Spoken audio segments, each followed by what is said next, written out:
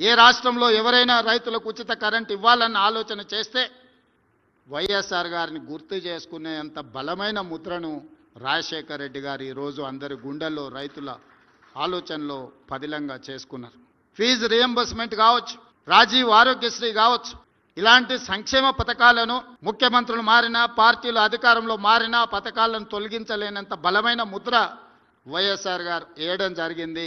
వారి ఆలోచనలు కొనసాగింపుగానే ఈనాడు తెలంగాణలో రాష్ట్ర ప్రభుత్వం పనిచేస్తుంది అని చెప్పి నేను ఈ సందర్భంగా సవినయంగా తెలియజేయదలుచుకున్నాను. రాజీవ్ ఆరోగ్యశ్రీ ఆనాడు రాజశేఖర రెడ్డి గారు 2 లక్షలతో ప్రారంభిస్తే ఈనాడు 10 లక్షల రూపాయలకు పెంచి రాజీవ్ ఆరోగ్యశ్రీని మేము కొనసాగిస్తున్నాం. ఫీజు రియంబర్స్మెంట్ని దళితులు, గిరిజనులు, ఆదివాసీలు, బలహీన వర్గాలకు సంబంధించిన పిల్లలే కాదు, మైనారిటీల పిల్లలు చదువుకోవాలి. 4% వైఎస్ రాజశేఖర రెడ్డి గారు రిజర్వేషన్లు ఇచ్చిన